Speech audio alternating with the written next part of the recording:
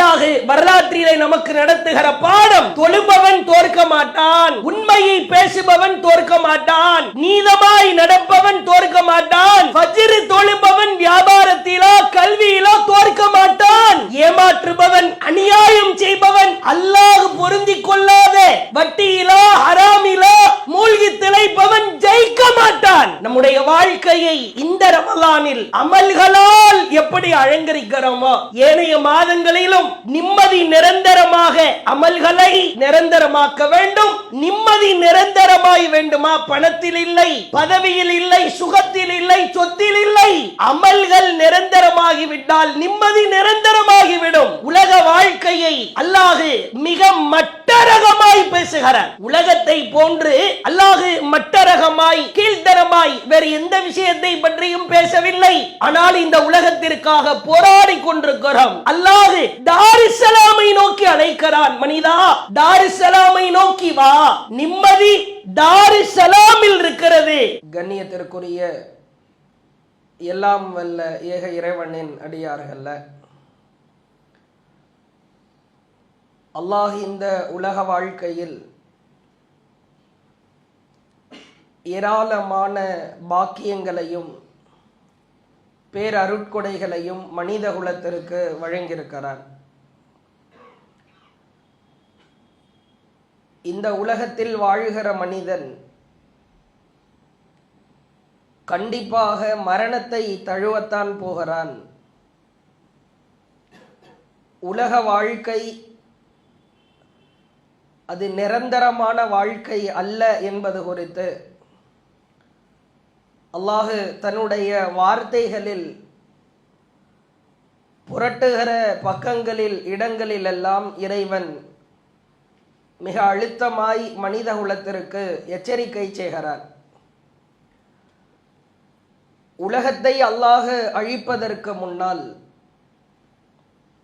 முக்கியமான சில அடையாளங்களை மனிதர்களுக்கு காட்டுவான். உலகம் அழிக்கப்படுவதற்கு முன்பாக பல்வேறு அடையாளங்கள் மனிதர்களுக்கு எடுத்து காட்டப்படும். அந்த அடையாளங்களை பார்க்கிற பொழுது உலக அழிவின் நெருக்கத்தில் நாம் வாழ்ந்து கொண்டிருக்கிறோம் என்பதை நாம் உணர்ந்து கொள்ள வேண்டும் என்று அல்லாஹுவின் தூதர் அவர்கள் பல்வேறு சிறிய அடையாளங்கள், பெரும் அடையாளங்களை எல்லாம் எடுத்துரைக்கிறார்கள். அதிலே மிக முக்கியமான ஒரு அடையாளம் குறித்து அல்லாஹுவின் தூதர் மனித குலத்திற்கு பாடம் நடத்துகிறார்கள். நாமெல்லாம் அனுபவித்து கொண்டிருக்கிற அடையாளம். அல்லாஹுவின் தூதர் சொன்னார்கள், லா தகூமு ஸாஅ ஹத்தா யதகாரப ஸமான்.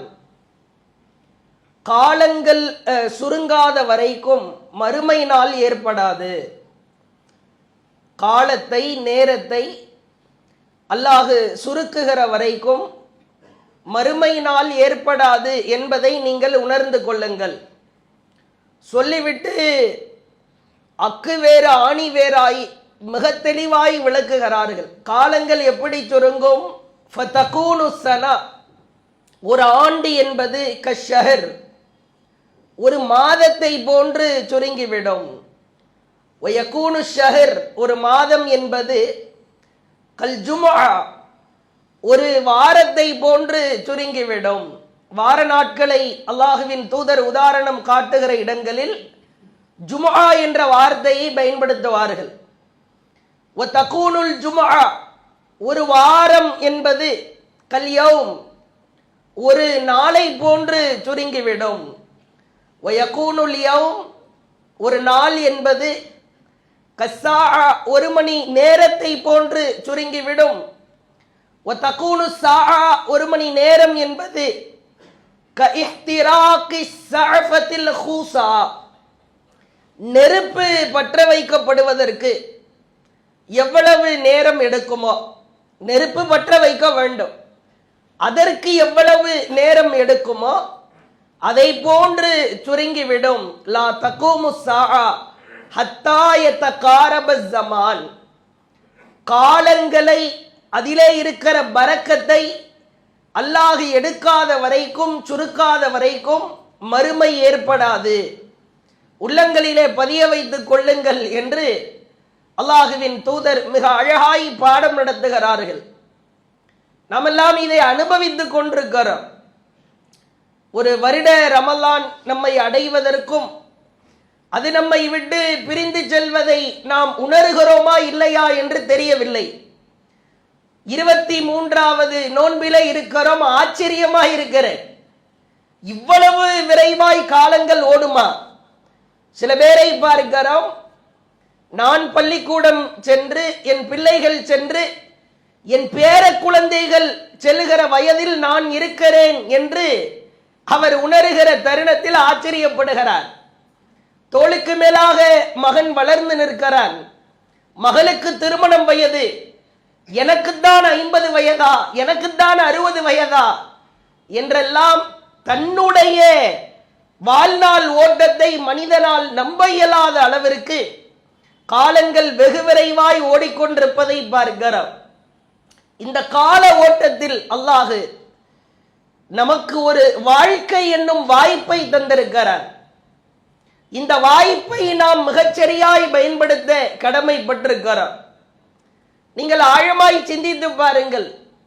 நபிகளார் ஸல்லல்லாஹு அலைஹி வஸல்லம் அவர்கள் ஒரு முக்கிய எச்சரிக்கை ஒன்றை செய்தார்கள். முஹம்மதின் உம்மத்தாகிய என் சமூகத்தார், என்னுடைய சமுதாயத்தில் வாழ்கிற மக்கள், அவர்களின் வாழ்நாள் 60 வயது முதல் 70 வயது வரைதான் இருக்கும். 60 to 70 வயது வரைக்கும் தான் முஹம்மதின் உம்மத்திற்கு அல்லாஹ் வாழ்நாளை வழங்கியிருக்கிறார். 60க்கு மேல 60 வயதை நாம் தொட்டுவிட்டாலே மரணத்தை நெருங்கப் போகிறோம் என்று நம்மை நாமே தயார்படுத்திக் கொள்ள வேண்டும். 60ற்கு மேல் 70ற்கு மேல் சிலருக்கு வயதுகள் வழங்கப்படுகிறது என்றால் அது அல்லாஹுவின் அருள் தான். ஆனால் 60 to 70 தான். நூஹ் அலைஹிஸ்ஸலாமை போன்று 950 ஆண்டுகள் நமக்கு தரப்படவில்லை. ஆதம் அலைஹிஸ்ஸலாமை போன்று பல்லாயிரம் ஆண்டுகள் அவர்களுக்கு வழங்கப்பட்டது போன்று நமக்கு தரப்படவில்லை. மூசா அலைஹிஸ்ஸலாம், ஈசா அலைஹிஸ்ஸலாம், எத்தனையோ இறை தூதர்கள் பல 100 ஆண்டுகள் இந்த உலகத்திலே வாழ்ந்திருக்கிறார்கள். ஆக கடைசியில் நாம் இருக்கிறோம். 1500, 2000 அல்லது 1000, 500, 400, 300, இறுதியில் 60 to 70 வந்து நிற்கிறோம். வெறும் 60 வருட வாழ்க்கையை நாம் நிம்மதிக்காக வாழ்வதற்கு போராடுகிறோம். பணத்தில், பொருளாதாரத்தில், சொத்து சேர்ப்பதில் மனிதன் நிம்மதியை தேடுகிறான். அட, நிரந்தரமான நிம்மதி நிரந்தரமாக வேண்டுமென்றால் அது நாம் செய்கிற அமல்களில் தான் இருக்கிறது. யார் அமல்களை நிரந்தரமாக்குகிறாரோ அவர்களுக்கு நிம்மதி நிரந்தரமாகும். அல்லாஹ் திருக்குர்ஆனில் இந்த உலக வாழ்க்கைக்கு ஒரு உதாரணம் சொல்கிறான். பல்வேறு உதாரணங்களை அல்லாஹ் சொன்னாலும் இந்த ஒற்றை உதாரணம் மிக தெளிவாய் இருக்கிறது.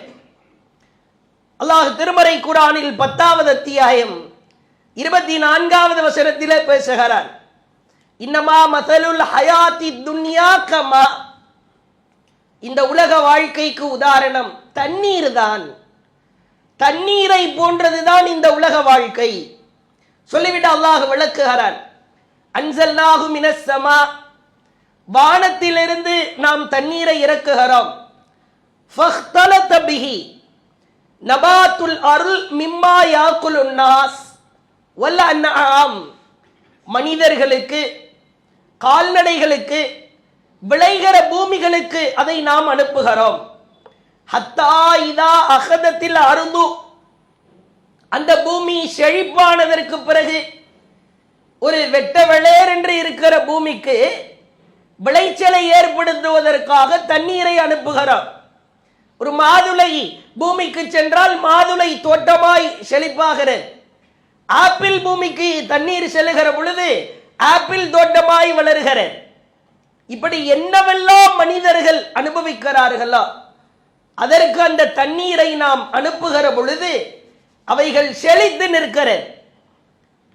ஜுஹ்ருஃபஹா, அதை நாம் வளமிக்கதாய் மாற்றுகிறோம்.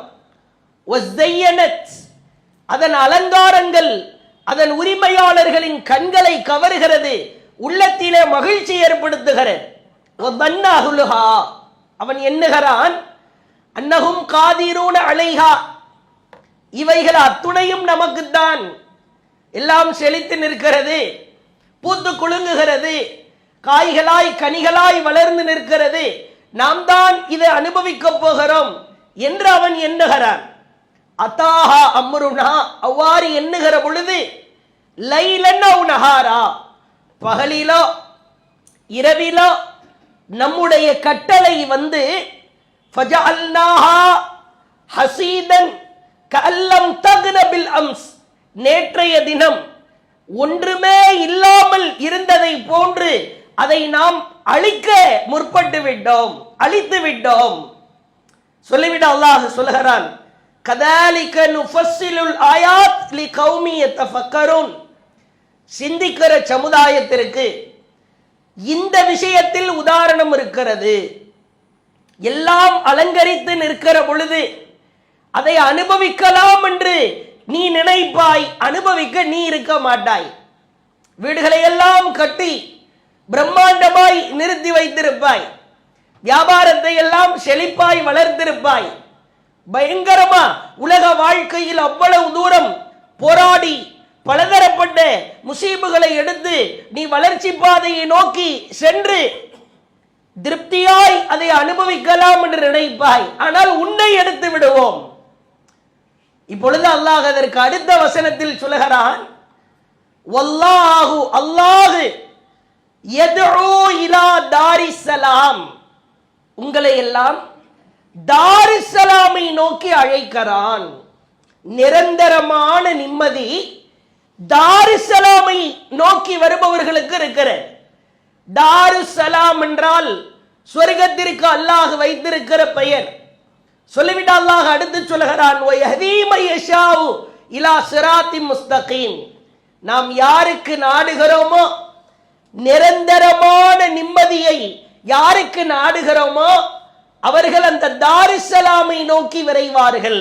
உலக பொருளாதாரமோ அல்லது அல்லாஹ்வை மறந்த காரியமோ ஹராமான காரியத்தில் ஈடுபடுவதோ, யார் எப்படி என்ன அறிவுரை சொன்னாலும் எனக்கு தேவை இந்த உலகத்தை அனுபவிக்க வேண்டும் என்கிற பேராசையா யாருக்கேனும் இருந்தால் அதை அனுபவிப்பதற்கு நாம் இருக்க மாட்டோம் என்பதை அல்லாஹ் அழுத்தமாய் பதிவு செய்கிறான்.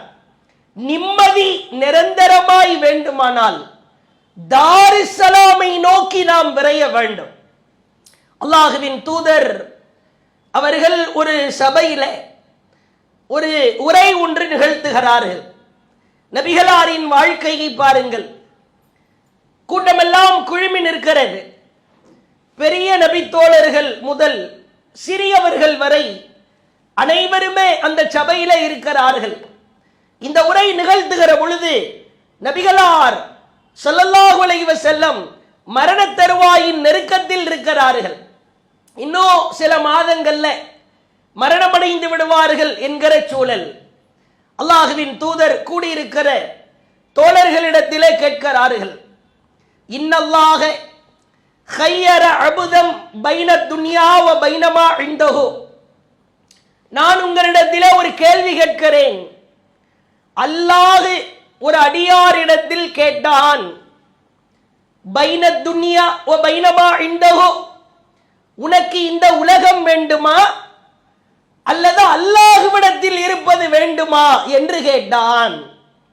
கூட்டமே நிசப்தமா இருக்கிறேன். ரசூலுல்லாஹ் ஒரு விஷயத்தை ரொம்ப அழகா எடுத்து சொல்லுகிறார்கள். இப்பொழுது அல்லாஹ் ஒரு அடியாரிடத்தில் கேட்டான். அந்த அடியார் எதை தேர்வு செய்தார்? பதிலை கேட்பதற்கு நபித்தோழர்கள் கூட்டம் காத்து கிடக்கிறார்கள். அல்லாஹுவின் தூதர் அடுத்து சொன்னார்கள், அந்த அடியார் ஃபக்தார மா இன்தல்லாஹ், இந்த உலகம் வேண்டாம், எனக்கு அல்லாஹ்விடத்தில் இருப்பதுதான் வேண்டும் என்று அதை தேர்வு செய்து விட்டார். இந்த பதிலை சொன்னதுதான் தாமதம்.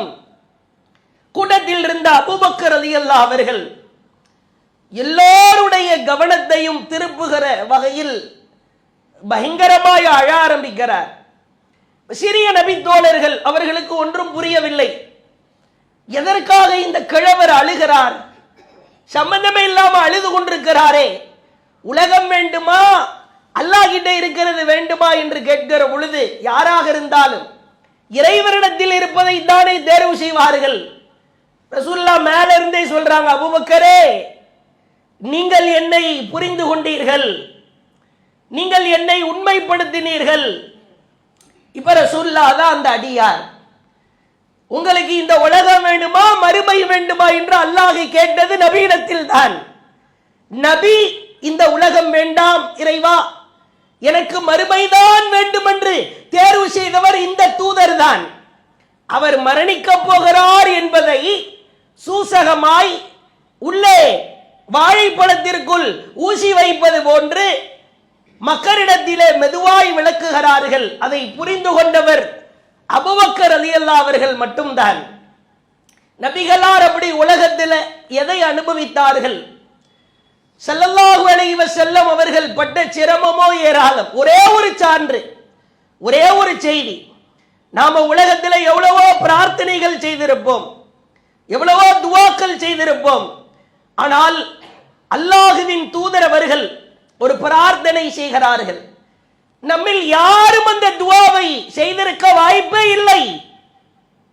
உலகம் வேண்டாம் மறுமைதான் வேண்டும் என்று தேர்வு செய்கிறார் என்று சொன்னால் உலகத்தை அனுபவிக்கவில்லை. நபிகளார் கேட்பார்களாம், அல்லாஹும்ம இறைவா இஜ்அல் ரிஸ்க ஆலி முஹம்மதின் கூத்தா, இறைவா முஹம்மதின் குடும்பத்தாருக்கு அடுத்த வேளை உணவு உண்பதற்கு பசி போகிற அளவிற்கு உணவை கொடுத்து விடு இறைவா. ஒவ்வொரு நாளும் கேட்பார்களாம், இறைவா முஹம்மதுடைய குடும்பத்தாருக்கு எப்படியாவது அடுத்த வேளை சாப்பிடுவதற்கு உணவு கொடு இறைவா. நம்மில் யாராவது இந்த நிலையில் இருக்கிறோமா?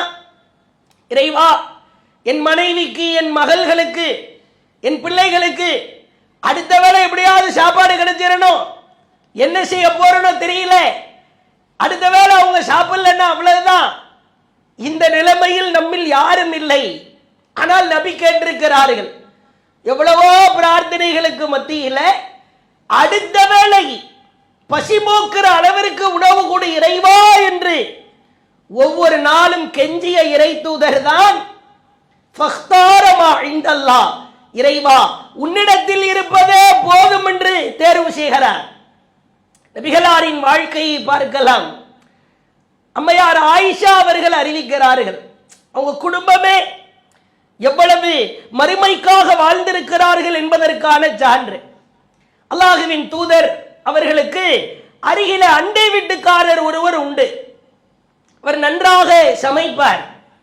அவர் வீட்டிலே சமைத்தால் நபிகளார் ஸல்லல்லாஹு அலைஹி வஸல்லம் அவர்களின் வீட்டு வரைக்கும் அந்த வாசனை அப்படியே கமகமவென்று வந்து கொண்டே இருக்குமாம். சஹீஹ் முஸ்லிமிலே பார்க்கிறோம். நீண்ட நாள் பசி, நீண்ட நாள் பசி, இந்த ஒற்றை சம்பவம் சான்று. உலகத்தை விரும்பவே இல்லை, அல்லாஹ்வுக்காகத்தான் வாழ்ந்திருக்கிறார்கள் என்பதற்கு சான்று. நீண்ட நாள் பசி. ஆயிஷா ரலியல்லாஹு அவங்க இந்த ஹதீஸை அறிவிக்கிறாங்க, எனக்கும் இறை தூதர் முஹம்மது நபி அவர்களுக்கும் என் கணவருக்கும் நாங்கள் நீண்ட நாள் பசியிலே இருந்தோம். பக்கத்து வீட்டுக்காரர் சமைக்க ஆரம்பித்தார். வாசனை வீசியது, அவ்வளவு அருமையாக இருந்தது. அவரு எங்களை விருந்துக்காக அழைக்க வருவார் என்று எங்களுக்கு தெரியும். ரசூலுல்லாஹ்வுக்கு ரொம்ப நெருங்கிய நண்பர், கண்டிப்பா விருந்துக்கு அழைக்க வருவார் என்று தெரியும். நீண்ட மாதங்கள் பசி, ரொம்ப நாள் பசியிலே நாங்கள் வாடிக்கொண்டிருக்கிறோம். பொழுது அவர் வருகிறார், வந்து நின்றார், வாசலிலே நின்றார். நான் முன்னால் அமர்ந்திருந்தேன். நபிகளார் நின்று கொண்டிருந்தார்கள். அந்த தோழர் வந்ததற்கு பிறகு கான தொய்பல் மரக், வாசனையோ அப்படியே வீசியது அந்த உணவு. அவர் சமைத்துக் கொண்டிருந்தார். ரசூலுல்லாஹி ஸல்லல்லாஹு அலைஹி வஸல்லம் நபியை அழைப்பதற்கு வந்தார். சும்ம ஜாஅ யதுஉ, அல்லாஹ்வின் தூதரே வாருங்கள், சாப்பிட போலாம் வாங்க.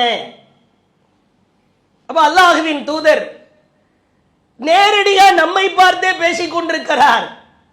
பக்கத்தில் இருக்கிற ஆயிஷா அவர்களுக்கும் பசிதான். என்ன செய்வது? அல்லாஹ்வின் தூதர் வாய் திறந்து கேட்கிறார்கள்.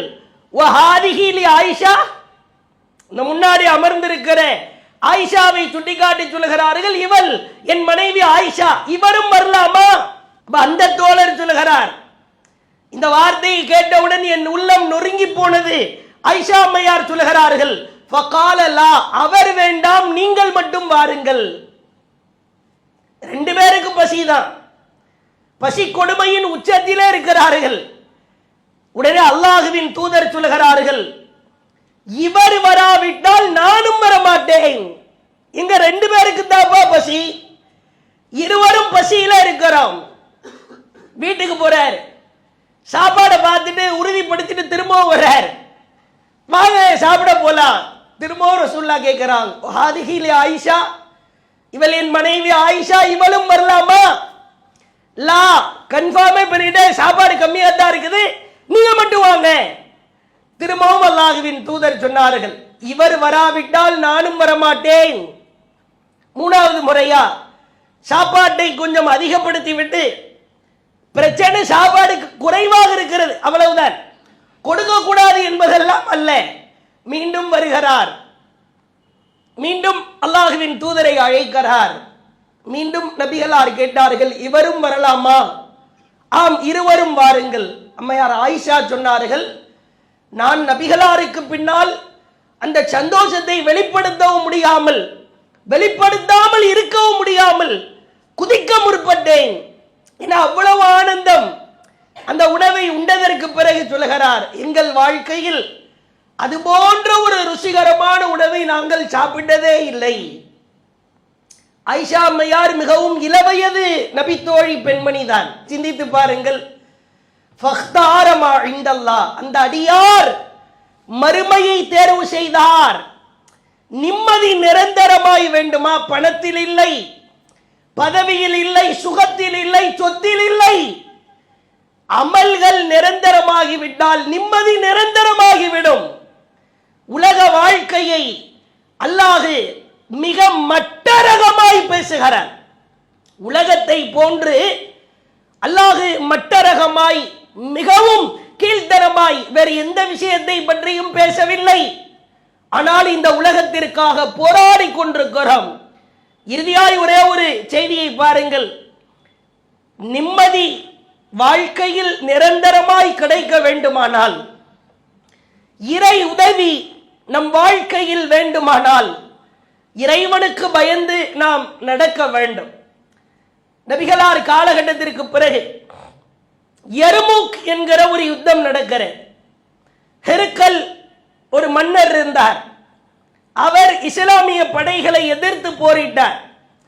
இஸ்லாமிய படை தளபதியில் காலித் பின் வலீத் அவர்களை நபிகளார் வாழ்கிற காலகட்டத்திலேயே அமீராய் பல போர்களில் நிர்ணயித்திருக்கிறார்கள். அந்த வகையில் காலித் பின் வலீத் அவர்கள் தலைமையில் எர்முக் போர் நடக்கிறது. சற்று ஆழமாய் கவனிக்க வேண்டும். இறை உதவி, இறைவனின் அன்பு, இறைவனின் மகத்தான ஆற்றல் ஒவ்வொருவருக்கும், தனி நபருக்கும், குடும்பத்தாருக்கும், ஒரு கூட்டத்திற்கும் அது கிடைக்க வேண்டுமானால் இந்த எர்முக் யுத்தம் மிகச்சிறந்த சான்று. இஸ்லாமிய படை வீரர்களை எதிர்த்து ஹெர்கல் மன்னர் நபர்களை அனுப்புகிறார். சுமார் 2,40,000 பேர். முஸ்லிம் படைகளை எண்ணி பார்த்தால் வெறும் 38,000 மட்டும்தான். 2,40,000, 38,000 பேர் இஸ்லாமியர்கள். அல்லாஹ் மகத்தான வெற்றியை கொடுக்கிறார். இந்த எர்முக் போருக்கு அல்லாஹ் மிக பிரம்மாண்டமான வெற்றியை முஸ்லிம்களுக்கு வழங்குகிறான். மன்னர் ஹெர்கல் கலந்து கொள்ளவில்லை, ஆனால் அவர் பெயரால் ஒரு பெரியவரை தலைவராய் நிர்ணயித்து அனுப்பியிருந்தார். இந்த ஹெர்கல் மன்னருக்கு இஸ்லாத்தின் மீது கொஞ்சம் ஈர்ப்பு உண்டு. ஆனா ஈகோ, ஒரு அகம்பாவோ, ஒரு பெருமை, இவ்வளவு கூட்டம் நமக்கு இருக்குது, நம்ம இஸ்லாத்தை ஏற்கணுமா என்கிற ஒரு சிந்தனை அவரை ஏற்க விடாமல் தடுத்தது. போர்க்களம் முடிகிறது, மிதிபட்டு உதைபட்டு சின்ன பின்னமாக்கப்பட்ட எதிரிகள் அனைவரையும் மன்னர் ஹெர்கல் அழைக்கிறார். அப்ப பெரியவரிடத்திலே கேட்கிறார், அமீராக அனுப்பிய அந்த பெரியவரிடத்திலே ஹெர்கல் கேட்கிறார், ஆட்கள் பலத்தில் நாம் குறைவா அவர்கள் குறைவா? அவர்கள்தான். ஆயுத பலத்தில் நாம் குறைவா அவர்கள் குறைவா? அவர்கள்தான். அப்புறம் எதுக்குடா தோற்றீர்கள்?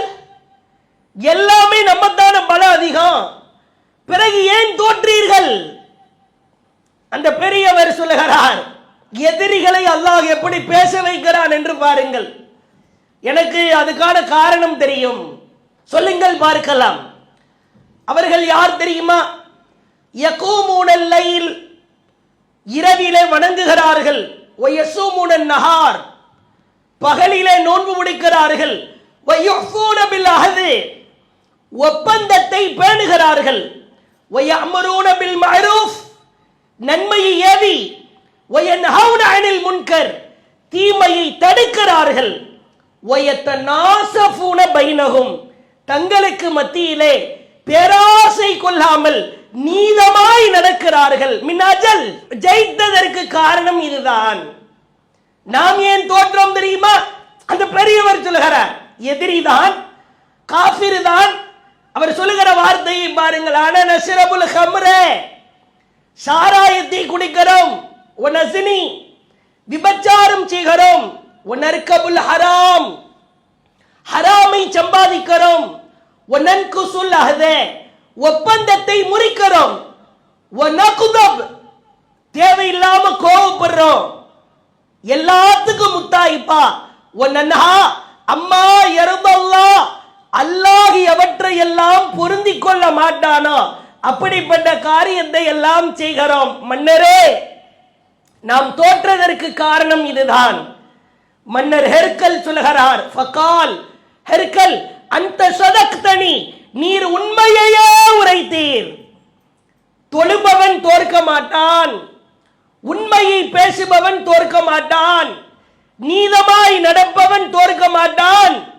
ஃபஜ்ர் தொழுபவன் வியாபாரத்திலோ கல்வியிலோ தோற்க மாட்டான். ஏமாற்றுபவன், அநியாயம் செய்பவன், அல்லாஹ் பொருந்திக் கொள்ளாத வட்டியிலோ ஹராமிலோ மூழ்கி திளைப்பவன் ஜெயிக்க மாட்டான். அல்லாஹ் வரலாற்றிலே நமக்கு நடத்துகிற பாடம், நம்முடைய வாழ்க்கையை இந்த ரமலானில் அமல்களால் எப்படி அலங்கரிக்கிறோமோ, ஏனைய மாதங்களிலும் நிம்மதி நிரந்தரமாக அமல்களை நிரந்தரமாக்க வேண்டும். வல்லாஹு யதூ இலா தாரிஸ்ஸலாம், அல்லாஹ் தாரிஸ்ஸலாமை நோக்கி அழைக்கிறான். மனிதா, தாரிஸ்ஸலாமை நோக்கி வா. நிம்மதி தாரிஸ்ஸலாமில் இருக்கிறது. நிம்மதியை நிரந்தரமாக்குவோம் என்று கூறி நிறைவு செய்கிறேன். வாஹிர் தஅவானா அல்ஹம்துலில்லாஹி ரப்பில் ஆலமீன். அல்லாஹு அக்பர், அல்லாஹு அக்பர்.